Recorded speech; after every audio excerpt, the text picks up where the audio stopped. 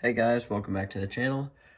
Today I will be reviewing over a custom project I've been working on over the past couple weeks.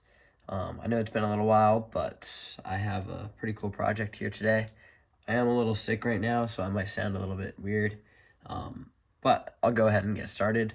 So this is my custom Imperial MAAT, which stands for, well, it's MAAT, which stands for Missile Anti-Aircraft Tank. So this is an Imperial unit that I've made take place during the original trilogy. But yeah, I'll get started with the figures. I just added a lineup of figures that would kind of go along with this. That starts off with the left. We have just a basic Imperial general or officer, and he kind of will lead the crew inside the tank. And then you have two hover tank pilots. These are the same ones that are in Rogue One, on Scarif and on,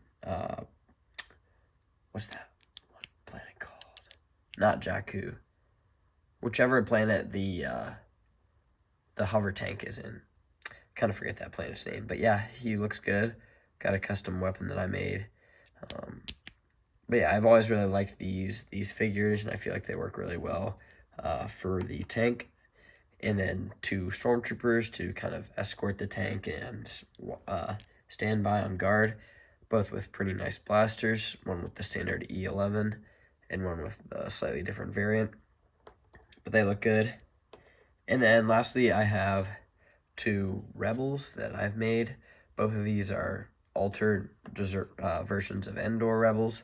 First one is kind of like an officer or a little like scout and leader of a little group rebel cell, and he has a little hollow projector going right there. And then the second one I have is another soldier who has a rocket to try to take down the tank there. So yeah, a fairly basic lineup of figures, but all very nice. Now I will move on to the tank itself. Zoom out a little bit. Yep. So here it is. It rolls around pretty nice, and I do have wheels in here, but it's kind of hard to see it, so you would kind of envision this actually floating and not really going on wheels. But I'll give you guys some views of the different angles. This is the back compartment where they're able to enter into the tank, and both sides are basically symmetrical. The pilot would be on this side, and then the co-pilot is over here, which he can also function as a gunner. And you can place him in there to man this little turret for if there's any personnel there around.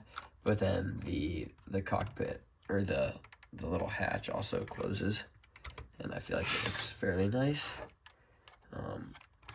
But yeah, it rolls very smoothly and everything, and overall its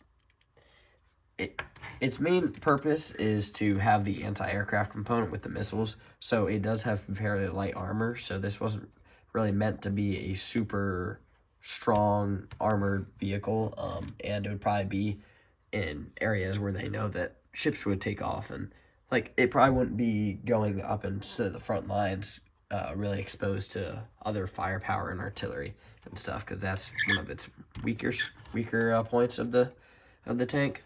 But now the main part is the missile rack. So it's able to do 360 rotation and has all sorts of different angles it can be at. So yeah, very versatile, and when it's ready to fire, the hatch can go down. Also, the flaps can kind of flare out or go in, but doesn't really matter much. And then it has the rockets, and the rockets are pretty fun to mess around with. I have them rotating on this rack, and with me twisting my hand, can move it, and it's a fairly smooth system. the idea is that if an enemy ship was flying around or something, it could launch a self-locking missile. So these are very expensive missiles, and very, very precise and accurate. So this was a more rare vehicle. Wasn't used in a whole lot of scenarios, but it could launch out the missile. That goes out, and then it could quickly have another one be ready to deploy. So these are self-locking missiles that would lock onto ships, hopefully take them down.